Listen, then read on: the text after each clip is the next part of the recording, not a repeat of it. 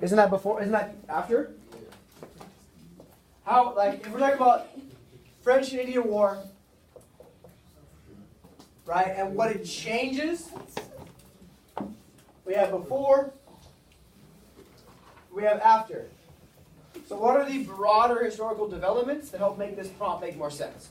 I would use colonial development, mercantilism, First Great Awakening and Enlightenment. Yeah. Colonial regional developments, Navigation Acts, all that background developments. Yeah, colonization in general. Sure, that works. And don't worry, it's almost the end of August. August 30th. Right? We have plenty of time to work on this. Right? Plenty of time. That's the idea. Happy Thursday. Welcome to day 3 of period 3. My name is Mr. Winchell. In case you forgot. Mr. Really quick, since I'm detention, can you pick me out so I can come to school? What will happen is you will go to detention, you'll get your little form thing, and then I'll come up there and grab you. Okay? Not you. Of course. Yes. Today's, you said something about a writing thing. We're going to work on writing or something like that? We can work on whatever you want. You mean like after school? Yeah. Yeah. Thursdays, guys, if you want help with like thesis writing, then come put it on the board.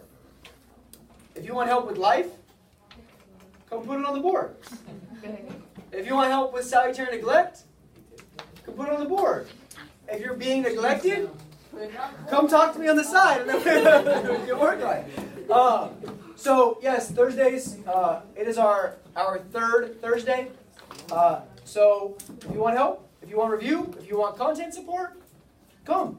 If you want a free notebook, yeah, that's what Thursdays are for too, right? Everybody gets a free Thursday notebook. Then it gets to stay in the cabinet. Yeah, I know. That's why I'm poor.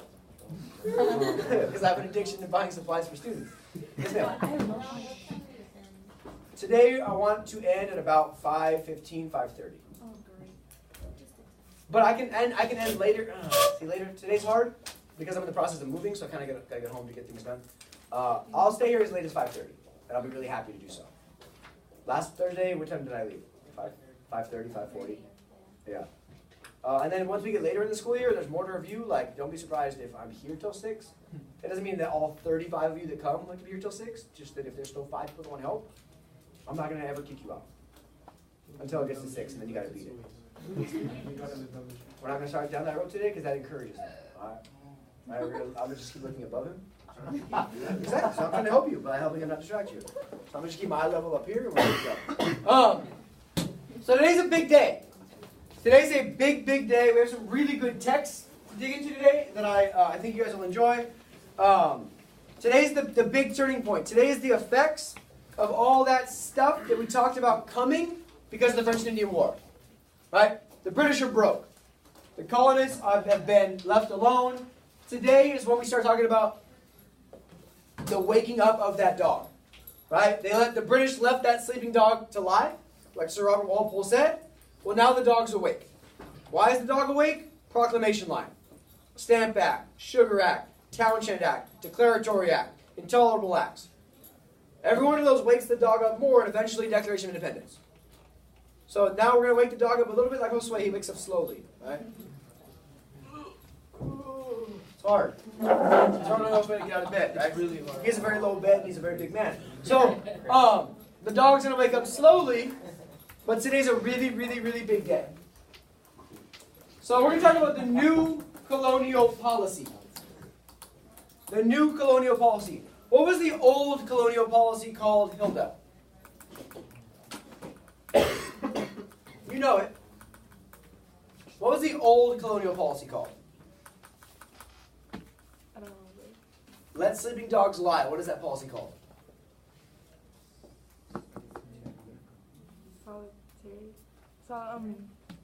You're there. Salutary neglect. Yeah. Right, the old colonial policy is leave them alone, make money, mercantilism. Boom, boom, boom. The new colonial policy is tax them and control them. And it's not going to go well because it's a big dog. Prompt is here. Christoph, can you read it for us, please? Evaluate the extent of change in ideas about the American independence from 1763 to 1775? Now what's nice is this was the AP DBQ 2 years ago. This is the exact wording of the AP DBQ from the seniors that graduated last year. 25 of them passed. But it says, really it's asking how much do ideas change about independence in this time period. Now I had you guys read a document on Monday in class from 1763. And it was all about we, proud, British, Her Majesty, excitement. Is there any independence in that conversation? So really the idea today is to figure out why is there so much change in these 12 years? If we can figure that out, then we have this stupid, I hate how the College Board words their prompts. I think they're rude. But if we can figure out what they're asking, the prompt is easy. Super, super easy in this case. So, as you know, the colonists are left alone for a long time, and that leads to some specific developments.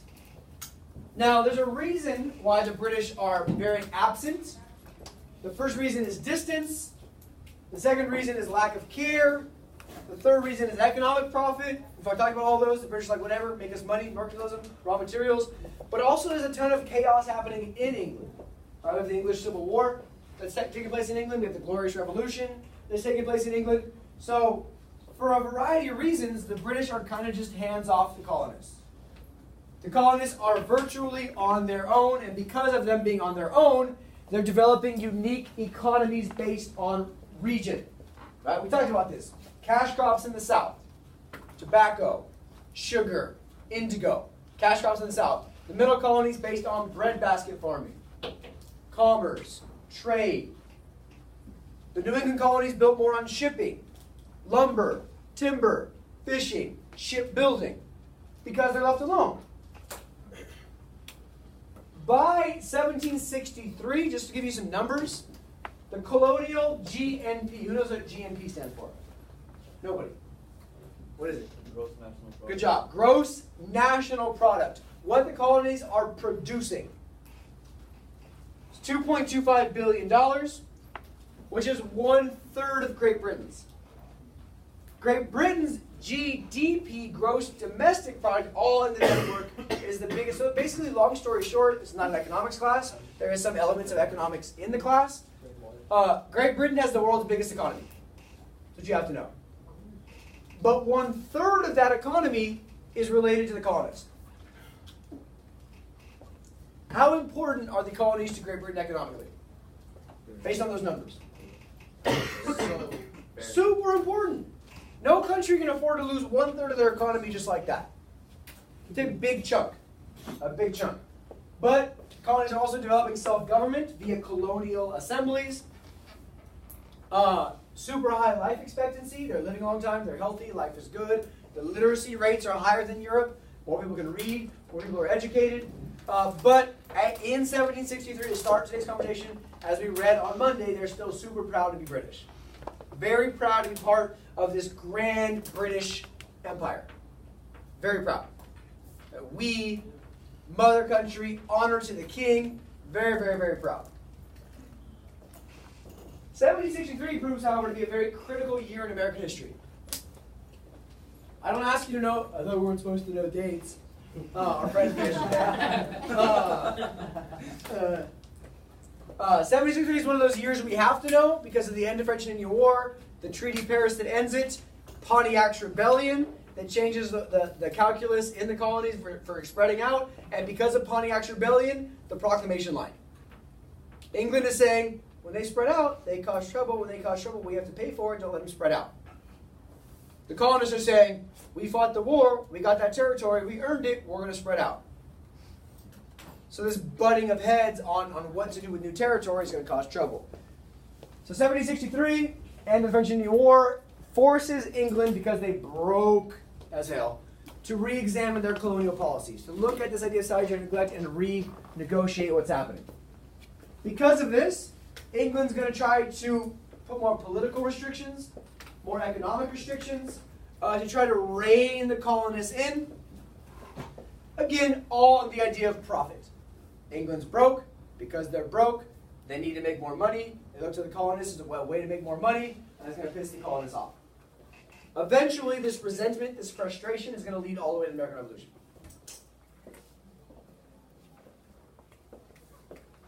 Now take a minute and talk to your partner. How could England have avoided this problem? How? Was this problem avoidable? Is there a point at which they could have not let this happen and they could have kept this super profitable region still in colonial control? Take a minute and talk about it. What could England have done differently? 1 minute, go.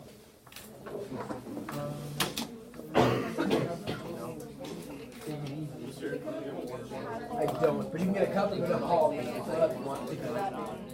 If they really had like their entire I feel like the colonists wouldn't be like that mad. Like if the British would have like some type of control already, then the colonists would have been the process like that.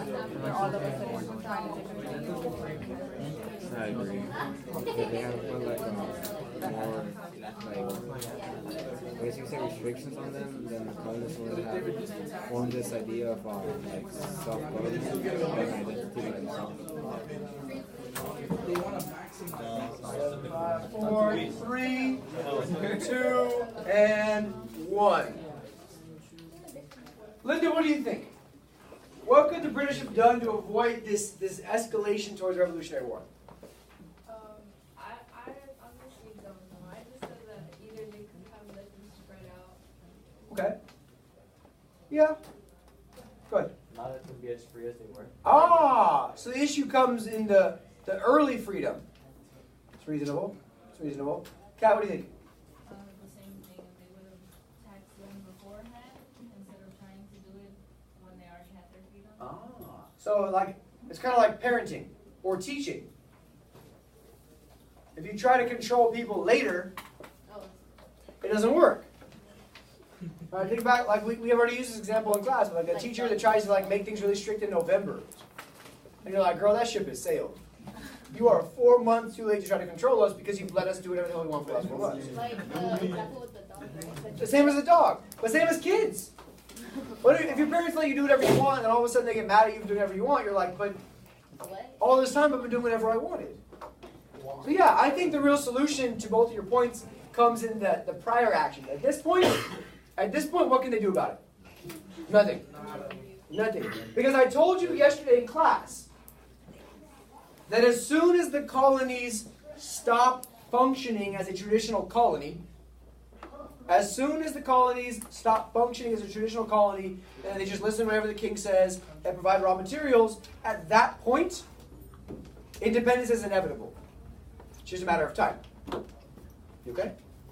At that point, I don't know if you can put a date on that point, but when they stop functioning as traditional colonies, independence is inevitable. So this is the timeline of all the acts you should know. I'll go over all of them, so don't worry about furiously copying off my slides. This is just there as a resource. It's already online, so later you can go back and reference. Okay? The first act after the proclamation line is the Sugar Act to raise money, the Quartering Act to house soldiers to make sure that everything's being enforced, the Stamp Act, which is a tax on printed goods, and then these all get, well, at least these two get repealed. And then Parliament passes a very important act, the Declaratory Act, which tells the colonists, like, hey, you've won the first two couple battles, getting everything repealed or taken away, but don't forget we can pass whatever act we want because we said so. The Townshend Acts, the Tea Act, which leads to the Boston Tea Party, which leads to the Intolerable Acts, which leads to the Proclamatory Acts, and then the Declaration of Independence. So it's a gradual, step-by-step escalation that the taxes and the acts escalate, and the colonial response escalates to meet it. And the next tax escalates, and the colonial response escalates as well.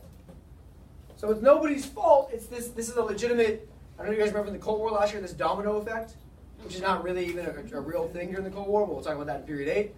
But this is a legitimate domino effect. And once that first domino falls, and the colonists push back on it, you're going to have this series of dominoes that go all the way to declaring independence. Cool. So the first one to know, it really does change the relationship between the two, is the Sugar Act. A good name to know for these new acts is Chief Minister Grenville, George Grenville. He's the Chief Minister of Finance in Great Britain. And he's looking at Great Britain's bank account and being like, man, story of my life. There's no money in here. Where did it all go? And they look back in the last 60 years and they see war, war, war, war. And they're realizing that Americans should first, it's not necessarily a tax to raise revenue, it's a tax to pay for the army that's there to protect them. Now let me ask you something. Have the Americans asked for this army to be there to protect them? No. So they're going to pay for something they didn't ask for. Who's been through a drive-thru before for food? Yeah? And you order whatever it is you order. Well, Sway, where do you like to go to the drive-thru? Give me just one, because I don't want the whole list. Chick-fil-A. Chick-fil-A. All right, cool. What do you order at Chick-fil-A? Yeah. At the point. Order a sandwich. You order a sandwich. Now, what if you get to the front of the line and they tell you that your total is $92? There's a bunch of other stuff in the order you didn't ask for. I would be mad. You'd be mad. All right, welcome to the colonist mindset. They're paying for an army they didn't ask to be there in the first place. And they're being restricted where they can be spread out by that army they didn't ask for in the first place. So now they're paying for somebody to put a restriction on them that they don't want, and they're paying for somebody to be there that they don't want to be there. That's the Sugar Act. So we'll look at Sugar Act, Currency Act, Quartering Act, and Stamp Act are all ways that the British are trying to raise revenue to pay for this army that's going to be there to protect them, but they don't want protection anymore. Now the Sugar Act changes the relationship between America and England because it's the first attempt to raise revenue from the colonists. The Navigation Acts aren't trying to raise revenue, they're just based on mercantilism. We're not taxing you, we're just telling you to ship your stuff on our ships to our country. Wait, you said it's the first attempt? First to raise money. The Navigation Acts are a regulatory act to regulate what you're selling and where. The Sugar Act is a revenue act to raise money. Do we see how those two are different? Yeah. Navigation Acts say, whatever you grow, send it to us. Whatever you buy it from us. We're not going to tax you. There's no taxing involved. In this case, all the sugar and refined molasses that you buy, we're going to tax it. And we're going to keep that tax to pay for the army. So it's different. A regulatory act, the Navigation Act, the colonists were fine with. A revenue act is a different story, because now you're taxing us directly. I'm going to ask you this for the 17th time this year. Do the colonists mind being taxed directly? No. They mind being taxed directly from far away. Huge, huge, huge piece. The Stamp Act later is going to lead to the first real protest. Like, actually, we'll talk about that in a little bit. The first real protest against British controls. We'll have a Stamp Act Congress. We'll have a bunch of protests. The guy who's supposed to be in charge of collecting it gets run out of town, and they burn his house down. I think it's a little wild. White people always stay overreacting, I'm telling you. Cool. So the first one to dig a little deeper into is the Sugar Act. The Sugar Act is supposed to increase regulation of colonial trade, to raise revenue for the war debt, and it's going to tax sugar, spices, and lumber. Now, sugar doesn't seem that important, does it? I mean, yeah, who likes sweet stuff in here? Yes. But sugar becomes molasses, sugar becomes rum, sugar becomes a lot of things, and sugar is one of the big chief exports in the colonies. So they're going to tax any sugar product. And the big piece here isn't necessarily the tax. The tax is offensive. But the problem is those that are found in violation of the tax are put on trial. Anything wrong there? No. But they're put on trial by a vice admiralty court. So by people that are in England or up in Canada in courts that are seen as more loyal to the British crown. So it's no longer a trial by a jury of my peers. Now we think that's pretty messed up. That doesn't sound very, very democratic. But the problem the British are finding is they keep finding that they arrest somebody for smuggling, violating the Sugar Act, and they put them on trial in South Carolina, and everybody in South Carolina's like, screw it, we don't care about that law anyway, not guilty.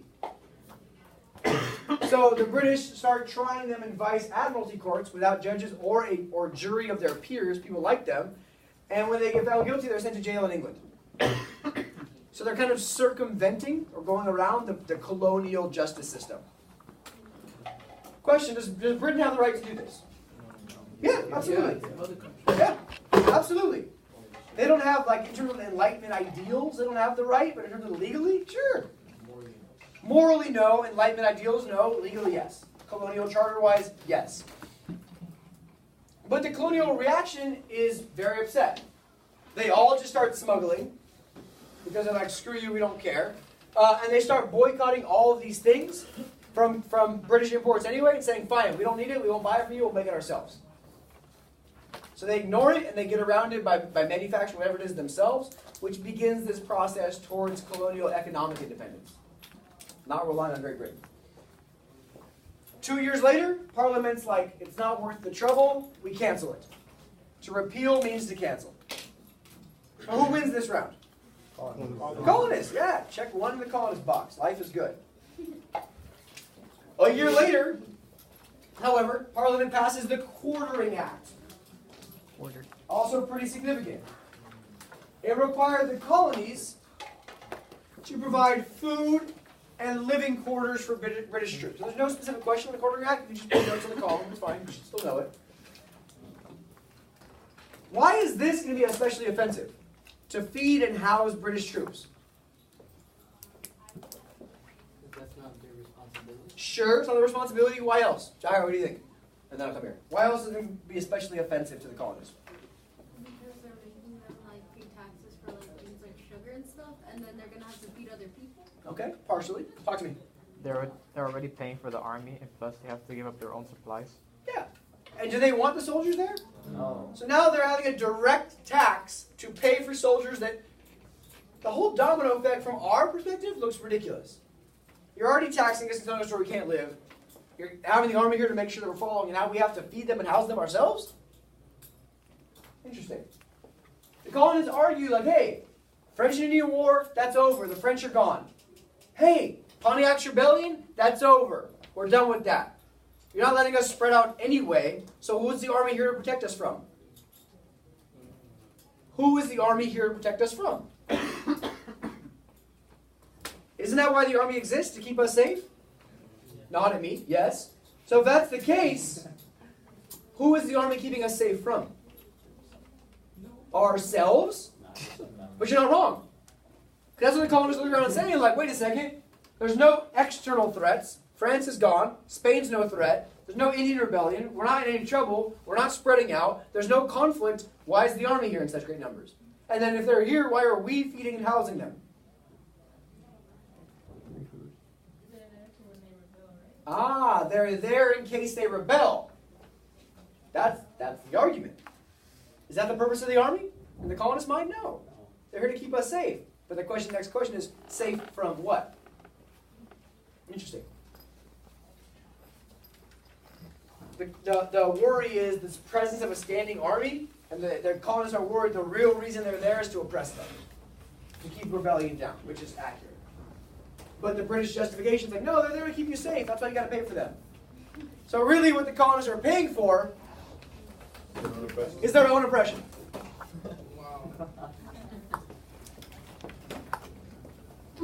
So once the Sugar Act gets repealed, Britain is still like, hey, we still got no money.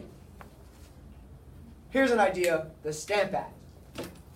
This is a direct tax, meaning it's taxing something explicitly and directly. And in this case, it's any legal documents.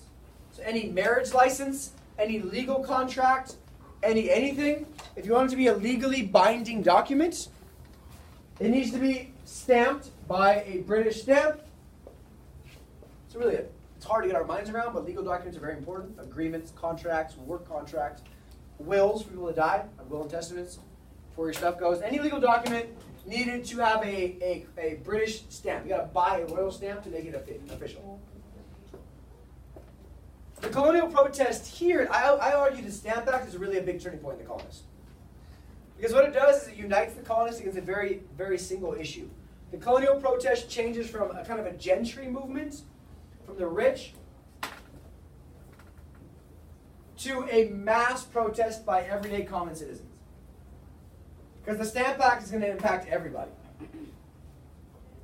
Massachusetts calls a Stamp Act Congress. What does Congress mean? Meeting. A Congress just meets to make decisions.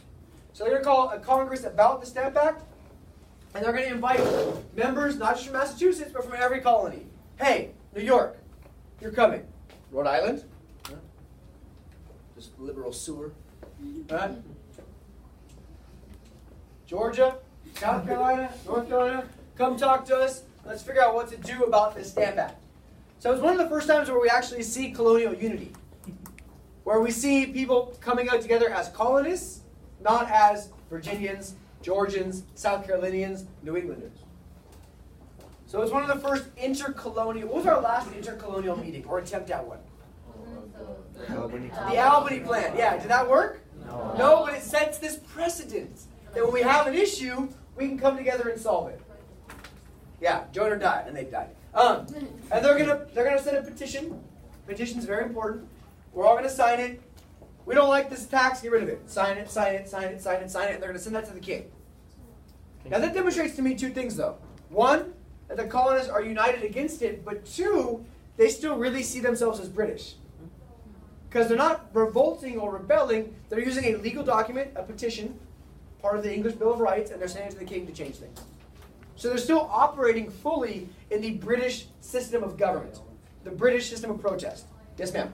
So, talk to us. was the goal pretty much just to, again, still raise revenue, or was it just to keep more control over the colony? The Stamp Act is still to raise revenue. See, this is the difference in mindset between the British and the Americans. Is the British are like, they're just going to pay their fair share. What's the big deal? And Americans are like, oh my God, this is the worst thing ever. This is terrible. So the British keep trying to tweak or slightly change the taxes to appease, which never works, to appease the colonists, because they think that the colonists are mad about the type of tax. And the colonists are like, no. It doesn't matter what the hell you tax. We're going to be pissed because you have no right to tax us directly because we have no representation in your government. We're going to read that in a second. The colonists are like, navigation acts, whatever. Regulate where we send things. We're a colony. Fine. But you have no right to tax our day-to-day life because we have no say in that taxing process. They're taxing marriage licenses. Those are all legal documents. Property deeds, playing cards. Because of what they're taxing, it affects everybody. Big mistake. So that gets everybody on board. That's how you change things. So the Stamp Act Congress, super important. Super, super important. 27 delegates, so 27 people from 9 different colonies show up. They're going to meet in New York, and they're meeting here in 1765. They draw up a statement. They identify their rights as British people. Hey, we got these rights. You can't give those away. And they're asking the king and parliament to repeal it. Significance there is they're meeting in numbers, but they're still operating within the British legal system. It brings together different and rival colonies for the same purpose. It's an important phrase. You guys read about that in the text from Monday. That observer who went to the New England colonies and said they're all rivalry with each other. They're all competing with each other. Remember that? One of the reasons why the northern colonies could never unite for independence. Well, how do you make two rivals get along? What? A common enemy, you find another rival, right? My line. An enemy of my enemy is my friend. Massachusetts, like, I don't really like Delaware, but both of us hate the Stamp Act, so screw that guy. Yeah, it's true. Good. See these lines that I tell you, they come back later. Go figure.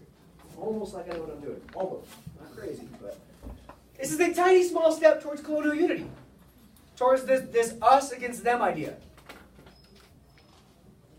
And what they do, what they all agree on, are non-importation agreements. Very, very important term for period 3. Non-importation agreements. You want to tax us? Fine. We won't buy any of your stuff. That's going to hurt us in the short term, sure, because we don't have the things we want. But long term, it's going to hurt Great Britain worse, because now they have nowhere to sell their manufactured goods. We are their biggest set of colonies, their biggest place of export. We stop buying their stuff, who's that going to hurt? It's going to hurt the British economic system. Yeah, whatever you need to. And then all of a sudden, the merchants in England, and the shippers in England, and the rich in England are like, wait, we're losing money. Fix that. We don't care what's happening with them. We're losing our money. Non-importation agreements work really, really well. Because it shows the colonists are united against a common problem. We started seeing home-woven cloth. So people start making stuff in their homes to sell, homemade goods to sell. which is beginning to wean us off of the British economic system of mercantilism. Once we can break mercantilism, the political and social bonds are easy to break. Once we can make our own stuff, we don't need to rely on them for things, then we're good to go. We also see mob reaction to the Stamp Act. The governor here of New York has his house attacked. They're burning things. I tell you, white people stay overreactive. You're going to tax our legal documents? I'm going to burn your house down. What the hell just happened? You don't just like pay the tax? Or right? No, we're burning the house down. There's an attack on the governor's house. It's drawn up in newspapers. There's the Stamp Act riots in New York. This is a depiction from the newspapers. Right? The folly of England and the ruin of the Americas. People are pissed. I don't want to piss those people off. But this escalation shows the colonists aren't really backing down. Is anybody really this mad about a tax on some legal documents? Or are they mad about the bigger systemic issues that are at play? Yeah, I agree. Here's more. And this Stamp Act is what creates two of the most important early groups in American history, the Sons of Liberty and the Daughters of Liberty. Keep in mind the colonists are this pissed, and they're still 11 years from declaring independence. The Sons of Liberty and Daughters are both formed to create organized protest. Because maybe I'm mad, and Brent's mad, Josue's mad. But if we're mad together, we have a more effective protest. So it organizes the protest. Very important. These two groups become the leaders of colonial resistance. It's cool to see women play a big role as well. Women are going to play a really big role in making sure that they're making the things at home, cloth, textile-wise, so that we don't have to buy it from England. And Britain caves. Britain repeals the Stamp Act as well. So who wins this round? Yeah, they overreacted like crazy. So they won. So we're going to take a couple minutes. I have a cool piece of testimony. Turn your page, please. I think you guys will actually enjoy this very much. It looks long, but it's because it's question. It's like it's speech. So what I have is Ben Franklin. We know Ben Franklin. Ben Franklin is the one American colonist who the British see as respectable, who kind of see as one of them. So he goes to the House of Commons in Parliament, and they're going to interview him about, in government, which is in the official record, they're going to interview him about the Stamp Act and why the colonists are so mad. They're thinking that Franklin's going to side with them and be like, yes, the colonists are being unruly, you're right, we should calm them down. And he's going to take a different perspective.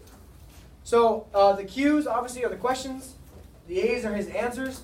And you should tell me, like, what opposition does Franklin give and how does he justify his opposition? He's going to give a very clear answer as to why the colonists are mad about it. So again, it's not long. It's just a lot of wasted space because it's question and answer style. It's an interview transcript. So I'm going to give you guys about 6 minutes to tell me why is Franklin and the colonists so opposed, what's their logic and their justification, and we'll talk about it, then we'll move on. 6 minutes, get reading.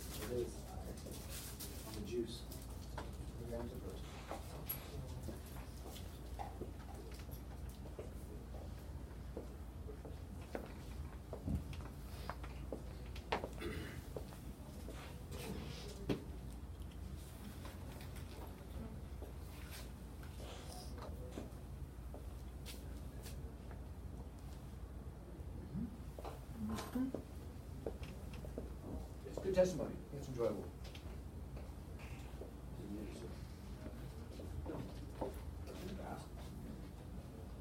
Keep rolling.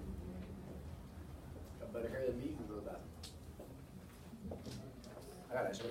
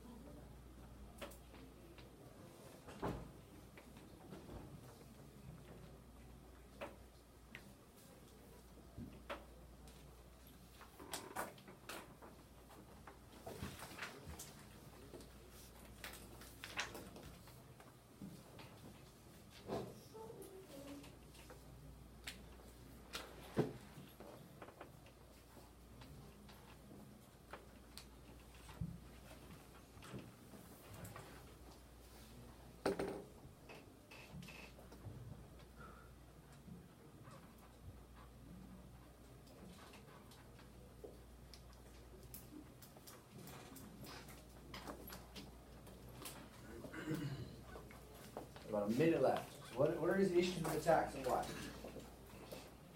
It's a systemic issue, not a single tax issue.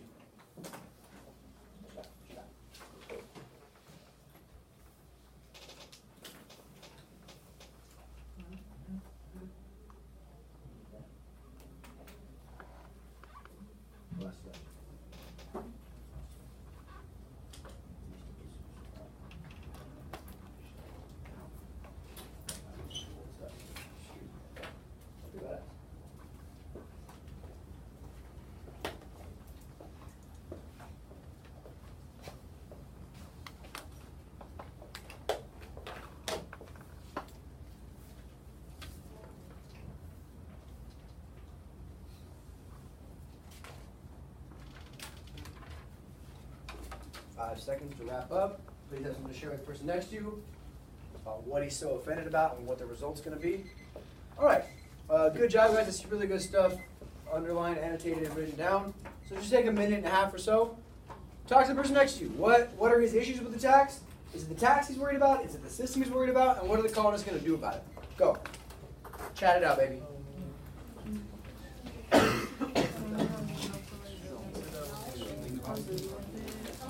And I get the bottom piece also talks about that they're only buying, they only buy and that can be taxed for them, and then what is not their tax where they're located. Or saying how like the colonies are gonna survive without the British, unless they're going to survive, they're not gonna buy anything else, especially because of taxes. I said that they're against tax because they can't directly tax them because they have no representation in British Parliament. So in their mind, the British have no right to tax them directly, and that he also claimed that the American colonists will not submit to the taxes. So it's basically thinking that they can't expect them to pay the taxes of the tax. Right here.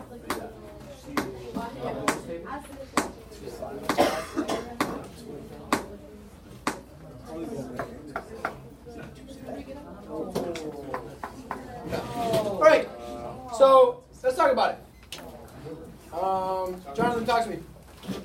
Why is he upset about? Why does he?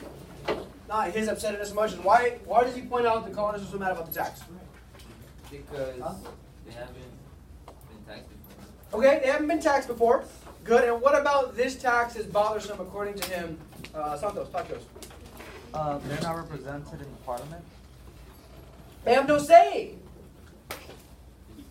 Yeah, there's no representation. You can't be taxing this. He identifies taxes or regulations he was okay with before. What does he say was okay before? Anybody? Yeah, regulating commerce, the colonists, and that's Parliament's trying to get him to say like, oh, we had no problem until now. And he's pointing out, no, we had no problem because all you do is regulate commerce. The problem becomes when you change the nature of taxation. And you have the right as mother country to regulate our commerce, but you have no right to tax us unless you give us representation. Yes, sir. Since the military is there for no reason, and if anything, they'll start the problem. Yeah, the military is there for no reason, and then, what? Is there going to be a problem? If they cause it? We see a lot. Go ahead, sir. I put that he's saying that the taxes are heavy and that there's not enough money to call themselves paid. Sure, that's the very beginning of his argument. There's there's no money to pay it, but even if there was, we wouldn't be paying it anyway because you have no right to tax us in this way. So he points out, thank you for pointing that out as well, Alex. He points out the two issues, right? The type of taxation and the fact that if there's going to be a problem, you guys are going to cause it. Yes, sir. I take it. Thank you for the hands up. Louder. The colonies are, under any circumstance, are not going to pay the taxes in the first place. Under any circumstances. Like, do what you will. We're not paying it. Also, what do you want to add? That they're not going to indulge in manufacturing goods. That's it. The last two question and answers are my favorite. What used to be the pride of the colonies? To indulge, whenever we could, to enjoy British good stuff. Fashion, lifestyle, furniture. Whenever we could afford it, our best pride, our highest honor was having British stuff. And now, our highest honor will be wearing old clothes, staying dusty and dirty, until we can make it for ourselves. I talk about a shift in colonial mindset. That we used to be so excited and so proud to get our hands on stuff from Great Britain. And now, screw you guys, we'll wear our old stuff and we'll make our own things. Ben Franklin's a G. Yeah, he's like 70 years old at this point too. Right? Dropping all kinds of grumpiness in the House of Commons. Right? But I dig it. Because I think this helps us understand like this insight into the colonial mindset. I try to find you guys the cool documents as much as possible because it really helps tell us what's going on the ground level. I pride myself on that. If nothing else, I'm giving you stuff that really is eye-opening to read. Good. So, as you know from what I just told you, the Stamp Act is successfully repealed. But the big issue, as Santos just pointed out to us, is here's this first issue with taxation without representation. I know it's a phrase you've heard 1,000 times in 8th grade. Oh yeah, no taxation, but it's important. It's important because the issue is not a tax issue, it's a representation issue. I hear this all the time from people that are less knowledgeable on U.S. history than they should be. Oh, the war's about taxes. No, it's not. The colonists don't want to pay taxes. No, that's not the issue at all. They've been paying taxes since like day 2. It's about who they're paying taxes to, where it's going, and why it's being taxed. Why are we paying your war debt? We didn't tell you to get the 3 wars, 4 wars in France. Americans believed only their colonial legislatures, those assemblies we talked about a lot. No problem paying them taxes. Only they have the right to impose taxes on their people. The Prime Minister, Grenville, who I told you about, he's like, nah, screw you guys. You don't need a vote in Parliament. You don't need a vote in Parliament because you have what's called virtual representation. No actual, yeah, you don't have an actual representative. But you got virtual representation in that the people that you buy and sell from, they have a vote, so therefore you have an indirect vote. And whatever, it doesn't matter. Parliament makes decisions for all people in the empire, so not all people need to have a say. They make decisions for everybody anyway. Sir, he's not on that first. What's up? Were British people like also taxed for the war? Yes, the problem we talked about yesterday, class, is the tax burden's already high on the British. So the people in domestic Great Britain are already paying a lot of taxes, so they're kind of like, we can't raise their taxes, so might as well raise the taxes of people far away and make them pay it. Great question. Yes, sir. I want to say this, but I feel like I'm going to sound stupid. You might. Chances are good. Hasn't stopped you before. But I've been a fan of Great Britain ever since the Revolutionary War. Excellent. I'm so scared. I'll take this. Yeah, call somebody that actually cares. Because I guarantee you, nobody in this room does. Now, regardless, so say for fun, Rubia, that England was like, fine, we'll give you a vote in Parliament. That wouldn't have mattered because they always would have been outvoted by the people in domestic England because there's more people in England. But maybe Great Britain could have done this and avoided all these problems.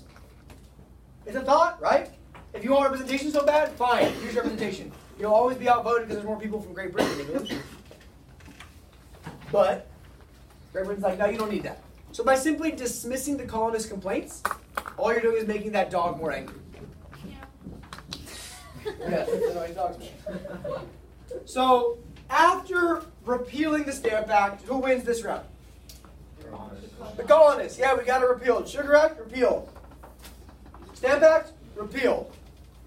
The problem becomes next when Parliament passes the Declaratory Act. It's a big turning point. It says, look, you guys may have won in the short term by getting these 2 acts repealed. However, let us remind you, we are sovereign, we are Parliament, and we will pass whatever the hell law we want. So sure, you won the first 2 rounds because you get through a little hissy fit. But we have sovereignty over the American colonies in all cases whatsoever. Those are the key words in the Declaratory Act. 4 words. We have sovereignty over the colonies in all cases whatsoever. So sure, you won 2 rounds. That doesn't make you more powerful than us. We'll still pass whatever we want, whenever we want to. You're going to have to deal with it. Yes, sir. What's the point of doing that? They're not going to follow it. They are going to follow it. Why? Why what? Like you said, they said earlier, there's not going to be taxes like regardless of that. Uh-huh. So why would they follow this? The colonists? Good question. But this shows the divide in thinking between the British and the colonists. Right? The British are still thinking, we'll find a way to make them pay. And but at this point, what happens if you just let them off the hook? What happens now as a mother country or as a mother or as a father or as a teacher if you just let people off the hook when they complain? Think about it. Because at this point, like, I'm going to ask you on Tuesday of next week, at what point the Revolutionary War was inevitable or unavoidable? At this point, like, nobody can back down. Because if the colonists back down, what does that say about them? They're weak and they're going to just submit to these taxes and their life's going to suck. But if the British back down, what does it say about them? Can't control. Yeah, they can't even control their little colony. So the problem at this point is we're too far into escalation for either side to back away. It's like the Vietnam War. And that now both sides are so invested that both sides are like, well, I guess we might as well just keep trying. So I'm with you. At this point, it looks like idiocy, but we also have the benefit of hindsight. We have to remove hindsight and look at it in the real time. So it's easy to look back and be like, oh, what a mistake by the British. But in real time, the British are saying, we need the money. They're not paying any taxes. They should pay taxes because they're part of this empire too. What's the big problem? And that mindset makes sense. If you think about it not from our perspective, but from British perspective, like, yeah, like, people should pay taxes. So, at this point, this is the British trying to hit reset. Think about it that way. Hit reset, get rid of the first 2 taxes, remind you that we have the power to do whatever we want, and then we're going to go forward with taxes that we can. Does that help? Good. So after the Declaratory Act, which I ask you, how does it show that they win short-term but lose long-term?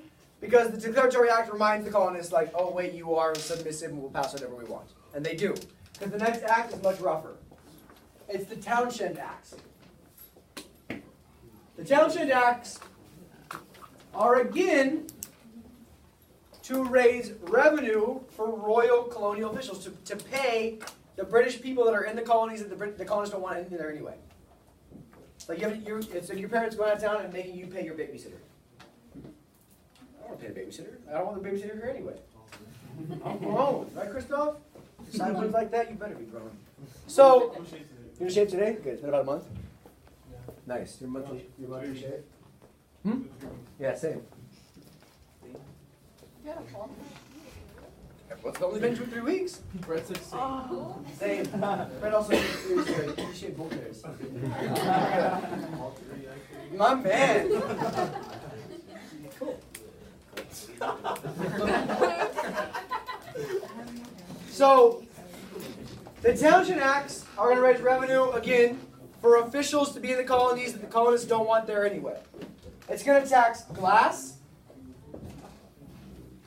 something they have to import because it's a manufactured good.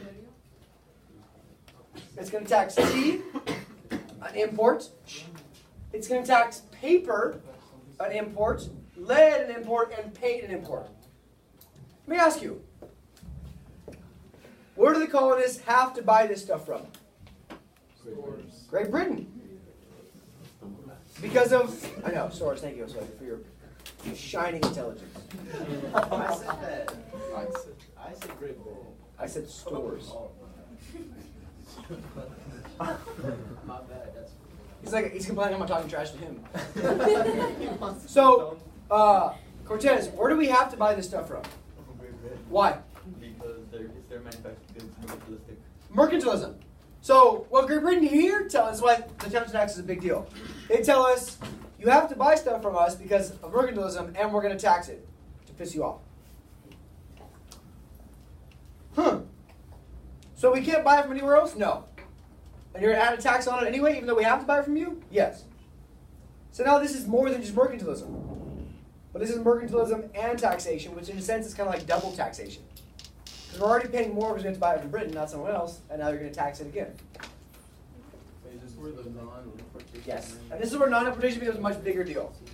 So, the colonial reaction. Go ahead. Sorry, but you see this is like sort of corrupt in a way? Is it corrupt in a way? Kind of. It's more like double taxation, though. That you can't tax me twice in the same money that I made. Which actually the government does, because we get taxed on our tax refunds for the following year. But hey, another conversation. So,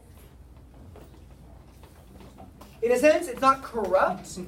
It's not corrupt in the sense of like doing things for personal gain. That's how we have corruption, is doing things at people's expense to make yourself more successful. But it is, in a sense, punitive, or it almost feels punishment heavy.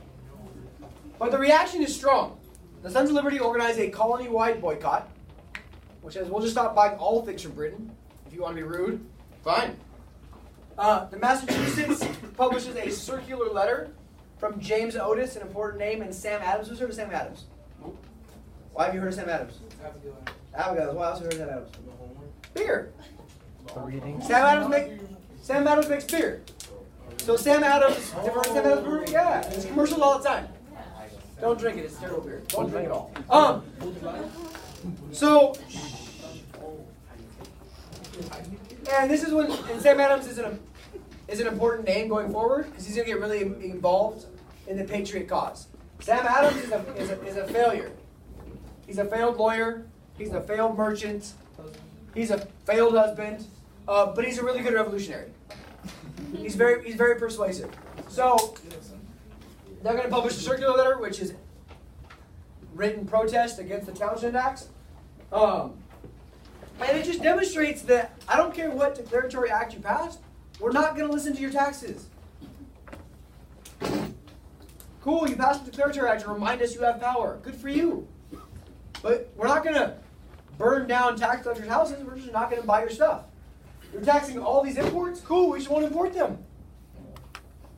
Good for you. Good luck taxing something that we're not going to buy anyway. All right, so verify, yes, sir. Wait, so basically the declaratory act It did. Because the colonists are like, cool, good for you, you declared that. We're still not going to listen to it. I mean, yeah, like its original purpose wasn't like carried out. Its original purpose is to remind the colonists that Parliament has the power. So Well, like, they didn't have power, so the colonists were going to reject well, you can't force us to import something. So it serves its purpose of reminding the colonists that they have the right to be taxed. And the colonists are like, cool, we'll just not buy that stuff then. Yeah, so I see what you're saying, but it's kind of like the colonists are like, cool, good for you. Good tax. Good tax on that lead. You enjoy that lead that sits in your British shipyards that we're not buying. So they're just like, the declaratory act said, I can tax you. Yeah. Well, the colonies just said, well, we're Cool, not- what, you won't buy the stuff you tax? Christoph? Sure. Right, that's like that kid yesterday in the video when he's all excited to have a kid ask a question. And she's like, does that mean that test you threw out is not going to count? Perfect. All right, teacher's best friend. When you're having a nice discussion and someone puts their hand up, you're like, cool, good question. Kind of go to the bathroom. Beat it. So one of the most famous documents in American history comes off the Townshend Acts. And it's John Dickinson's letter from a Pennsylvania farmer. I told you, things in APUSH are named very appropriately. John Dickinson's like, you know what? I'm going to write a letter. I'm a farmer, I'm from Pennsylvania, and damn it, I'm pissed. I'm going to title my letter from a Pennsylvania farmer. Let's go. Super creative name. So I'm going to give you guys 7 minutes.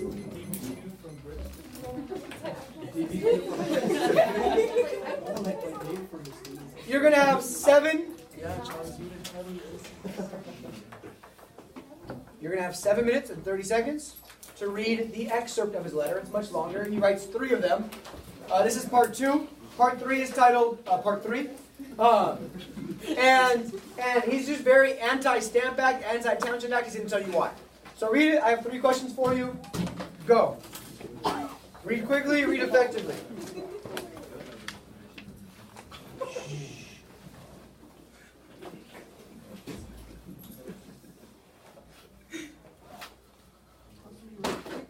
Yeah. This is number 2. Wow. Yeah. And then he's going to write number 3 later. He's really mad. He's so mad he never changed the title.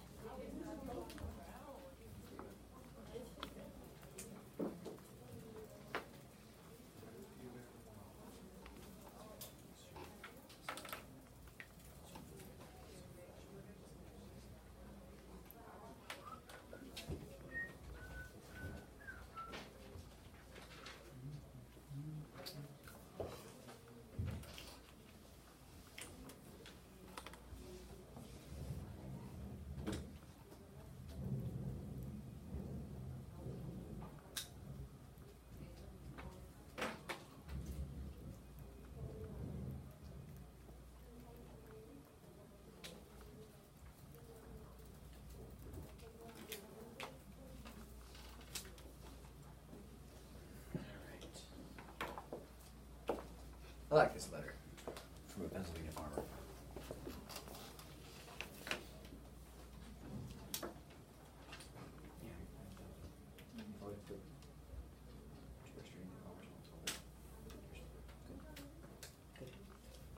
Good. You're doing a great job today. me some photos now. Love me some photos. There's a little competition sort of first. Him was fighting with Amy. Well, Amy, I told you third was better.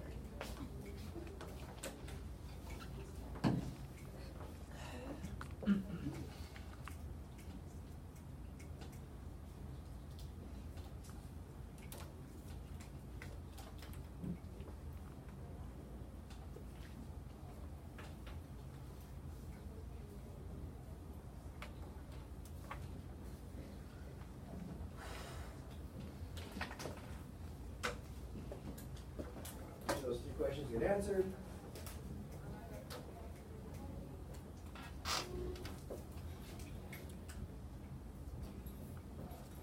This was a- That one? Let me see. What did you ask me? It's sent to the columnists. It's published widely in Colonial newspapers. So it's meant to stir up public support for the defense of the colonists.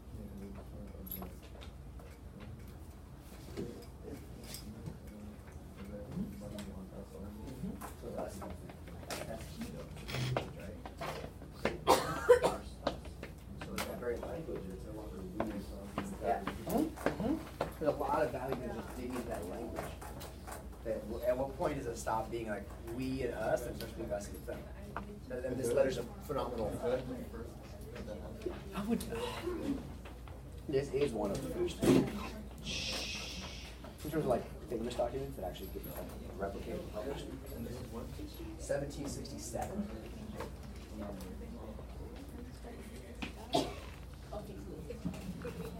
I didn't get you that exact date on that.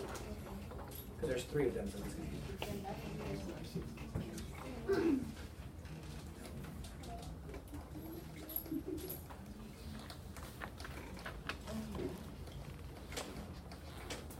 Yeah, 1767. And then the third one is 1768. If you want to read all three. It's just 10 weeks. So like, it's like end of 1767, first, second, once you're done, you know it really like the back of your hand, it's a new noise.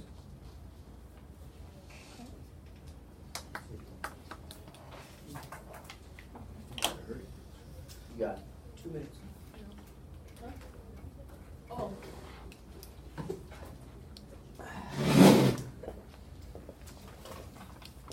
It's a good letter, tells us a ton. Point out that he talks about Great Britain versus we versus us. It's a language shift we haven't seen before. It's no longer us as loyal subjects. Do please service us, King of England.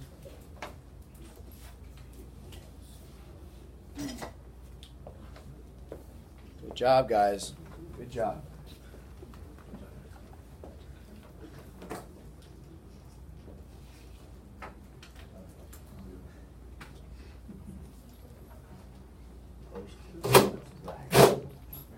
Best. In this case, that's what we're so proud of. The last one good.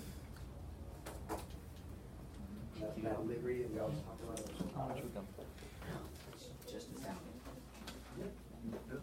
All of our folks. There. Yeah, the last line is awesome. Such a good line.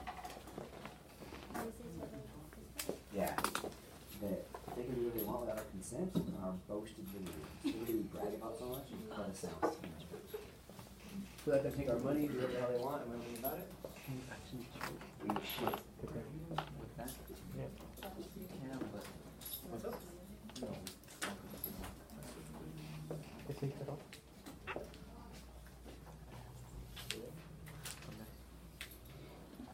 good last.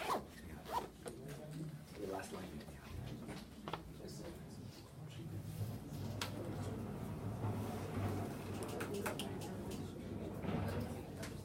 They can just do whatever they want without our consent.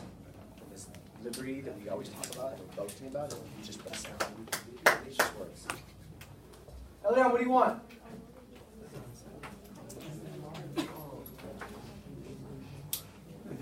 So everything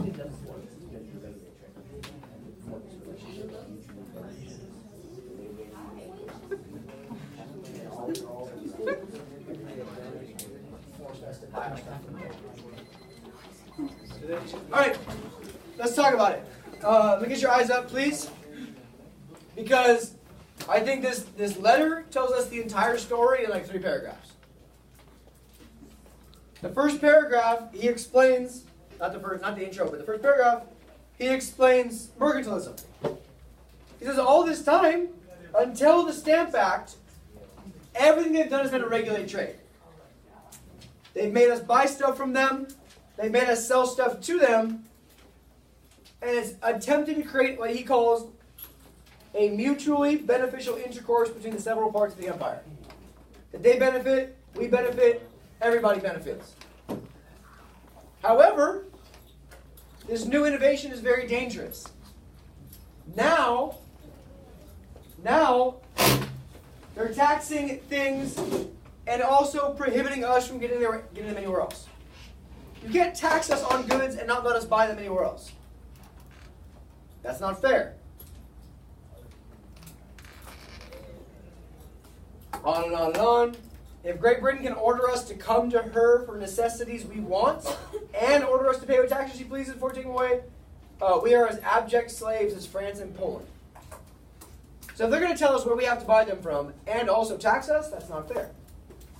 You guys agree or disagree?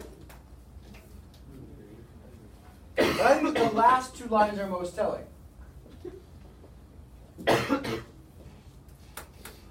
In other words, if Parliament can legally take money out of our pockets without our consent, what does consent mean? Permission. Yeah. If they can take money without even asking us, then our liberty that we boast, what does it mean to boast? Right, it's got to always boast. I got you. Yeah, that we brag, that we talk, that the liberty, the freedoms we're so excited about are nothing but a sound. I say take it away. That's not me today. No, that was not. Is it your mom? I don't know the place. Let's find out. Yeah, of course. Where's you gonna pull out your phone? You can take it away. Hey, can you tell me what's on? Yeah, nice. Scam like We all know it wasn't a friend. So,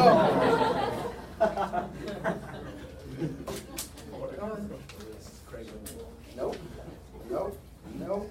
I call you a lot of things, but I don't call your phone. So, I think this letter tells us a good story, though, because it explains to us the situation beforehand.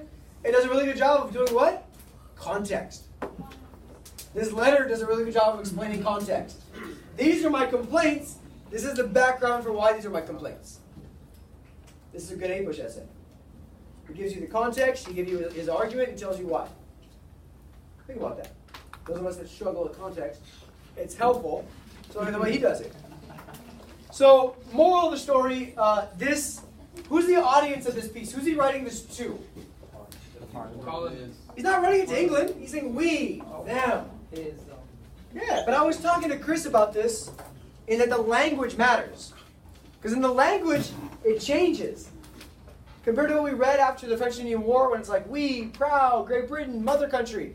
Now it says, we, us, fellow countrymen, rise up against them, those assholes, Great Britain. Yeah, unity among the colonies. So this rebellion, this resistance is going to be rooted in 3 things that we should know. The first is English common law. That all English citizens, via the Magna Carta, via the English Bill of Rights, have specific rights that everybody is guaranteed to in the English Empire. If you are an English citizen, you have the right to petition. You have the right to representation. You have the right to the same rights and privileges of everybody else. So the colonists are going to say, well, if we're English citizens like everybody else is, why are we the ones getting taxed without our consent? Why are we the ones with no representation? Why are we the ones that, and on and on and on. The second way they're going to root or justify their resistance is the Enlightenment. They're saying because of these Enlightenment ideals that we all know about, we have natural rights. Government should protect those natural rights. We should have a separation of powers. When right now Parliament's putting there's no separation of powers. It's all Parliament is the only one regulating us. There's no checks and balances on Parliament. And the third is the Glorious Revolution. The Glorious Revolution had taken place in England to take away power from the king to tax whatever he wanted. And now the colonists feel like they need their own Glorious Revolution to make sure that they're not getting taxed for no reason whenever the government wants it. So it's important to understand that the revolution is not rooted in one thing, but in a combination of factors that all justify various parts of the colonial resistance. Good. You're fine. It's just three things. English common law, natural rights, and Glorious Revolution. You'll be all right. Welcome to life. Now, England, thanks to what act, still has an army there? Oh, Quartering Act. So, despite the fact that they've repealed some of the taxes, the army's still there. And to that, the colonists are still asking to protect us from who? To protect us from who? So England has not removed the army. The army is largely focused in Boston. Why Boston? Because Boston is really the center where all this rebellion and anger is taking place. Boston is more dense in population, thanks to colonial identity, thanks to why they came there. Boston is more educated. Boston is more literate. Boston is more liberal. So if you go back, way back to regional colonial identity, thank you. Tim Harvard. If you go back to regional colonial identity, it makes, if I told you on the second day of school, when I hit regional colonial identity, where the revolution was most likely to take place, you probably would have said New England. Sure enough. So in Boston, there's still the army's there. I argue whenever the military is there, it causes tension. It causes nervousness. Right? Much like the police state today. Right? If I'm driving and there's a cop, all of a sudden I see a cop, like, man, I'll slow down. All right, we're good. I wasn't even breaking the law. I have a driver's license. I am insured, but still, there's times in my life when I wasn't, and it still scares me. So this tension is there because the army, the colonists resent the fact that there is a standing army during peacetime. Why is the army here if we're not at war with somebody? In 1770, there was what should I call this? A small protest. The Boston settlers are very upset that the army's there. They start antagonizing them. They start yelling at the soldiers, which is don't ever yell at a guy with a gun, especially an official person with a gun, right? They start throwing rocks at the soldiers. Not a good idea. They start throwing snowballs at the soldiers. Also not a good idea. And the next thing you know, the British soldiers have fired into the crowd. And this is the first bloodshed of the American Revolution. It's significant because it shows a further deterioration of the relations. That now we are so anti-Britain that the mere presence of their army causes us problems. This very famous engraving is published shortly thereafter by a man you may have heard of, Paul Revere. Paul Revere is he has way more important job than just the messenger. That's just the third grade cool story. The Midnight Ride, the British Young. He's also a very important newspaper publisher. So we published this in the mere days after the Boston Massacre. And I'm going to have you take 3 minutes with your partner to identify, A, what is it? And B, what are the hip skills for it? What's the context for it? Easy, Boston Massacre. Growing tension. Who's the audience? What's the purpose? What's the point of view? 3 minutes, chat it out, go.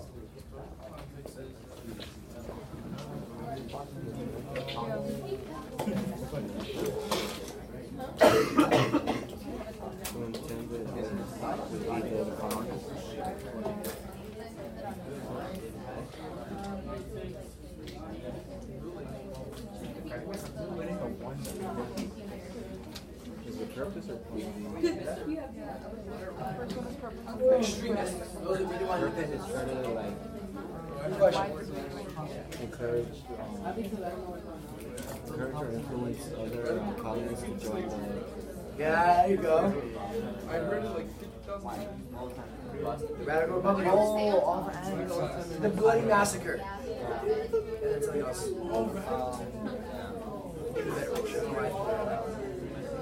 Sorry. It's not demanded. I'm not telling my freaking wife. Taking my right. I'm kidding. I know. There's so many different ones that are just like. It's kind of old.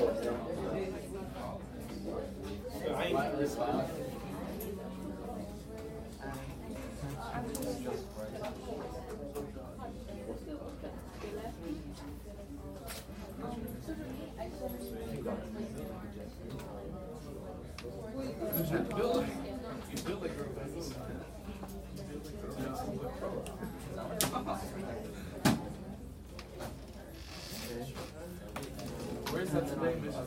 The Bloody Massacre? Look at that. Perpetrated in King Street and B Street on Dayton by a party of the Where's that today? It's on the dog. Why is always a dog? Always. Southwest. Okay, no, we were in art. Look at those costumes.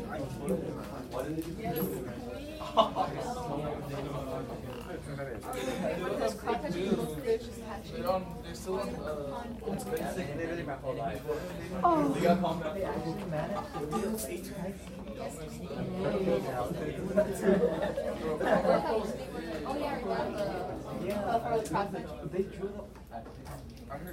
Where's their moon? All right. Where's their moon? So let's talk about this.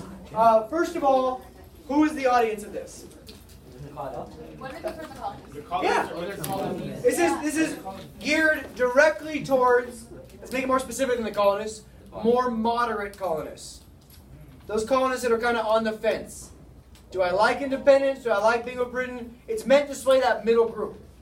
So of course the radicals are already, the Patrick Henrys of the world, the Samuel Adams of the world, they're already like, we're ready to break up this bad boy.